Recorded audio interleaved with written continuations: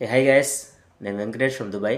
So ఈరోజు మనం ముచ్చట్లు ఎలిమినేషన్ గురించి అండ్ వీక్లో నాకు సార్ వాళ్ళకి ఏ విధంగా కౌంటింగ్ ఇస్తారో అది మాట్లాడుకుందాం. సో అదేంటంటే మన వీక్లో నాగార్జున గారు వచ్చేసి రమ్యకు కిరీటం పెట్టి కూడా ధనేశ్వరప్ప అని మన కళ్యాణ్కి చూపించాడు. అదేంటంటే అది ఎట్లా అంటే రమ్యని అండ్ కళ్యాణ్ ఇద్దరిని కన్ఫ్యూషన్ తీసుకెళ్ళి రమ్య అండ్ మాధురి గారు ఏమైతే మాట్లాడుకున్నారో కళ్యాణ్ గురించి తనుజ గురించి అదంతా వీడియో రూపంలో కళ్యాణ్ చూపించారు. నిజంగా చాలా మంచి పని చేశాడు నాకు సరే, ఎందుకంటే కళ్యాణ్కి ఇప్పుడైనా తెలుస్తుంది ఎవరితో ఇలాగ ఉండాలి, ఎవరితో ఏ విధంగా మాట్లాడాలని చెప్పేసి.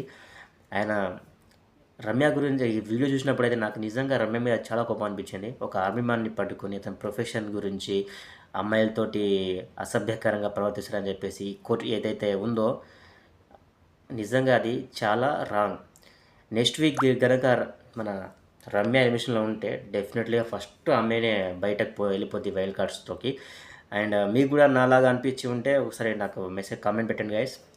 అండ్ నెక్స్ట్ వచ్చేసి ఎలిమినేషన్ ప్రాసెస్ అందరికీ సేవ్ చేసుకుంటా వచ్చి దివ్యాను మన సుమన్ గారు అయితే సుమన్ క్యాప్టెన్ అయింది కాబట్టి Suman already safe.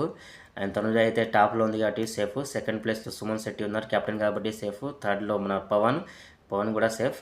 And fourth ప్లేస్లో దివ్య ఉంది. దివ్యకు అండ్ మన భరణికి అండ్ రాము ముగ్గురు అయితే డేంజర్ జోన్లో ఉండే. సో దివ్య కూడా సేఫ్ అయిపోద్ది. లాస్ట్లో వచ్చేసి రాము అండ్ మన భరణి గారు ఉన్నారు. సో ఈ 2 వీక్స్ నుంచి భరణి గారికి చాలా అంటే చాలా మైనస్ పైన అవుద్ది.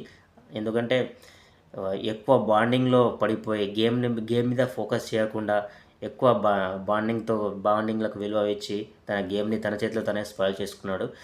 అండ్ ఏంటంటే ఇంకా ఎవరితోనైనా మాట్లాడేటప్పుడు ఎదుటి వాళ్ళు ఏమనుకుంటారో, నేను ఇలా మాట్లాడితే ఎలా ఉంటుందో అతని నిజ స్వరూపాన్ని లోపల దాచుకొని జస్ట్ అందరితో బయట మంచి వాళ్ళే నటించాడు.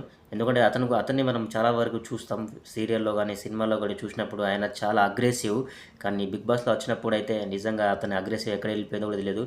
ఆయన క్యారెక్టర్ అట్లాంటిదో కానీ మొత్తానికైతే ఈ బంధంలో పడి నాన్న అనే పిలుపు ఆయన్ని చాలా ఎక్కడికో తీసుకెళ్ళిపోయింది. మొత్తానికైతే నేనైతే ఆయన్ని చాలా ఊహించుకున్నా టాప్లో ఉంటాడని. కానీ ఈ 6వ వారమే ఎలిమినేషన్ ఏంటి బయటకు వెళ్ళిపోతాడని అసలు ఊహించుకోలేదు.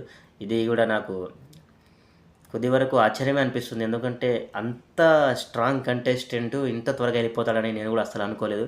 మీరు కూడా నాలాగా అనుకుంటూ ఉంటే జస్ట్ కామెంట్ చేయండి guys. Thank you so much.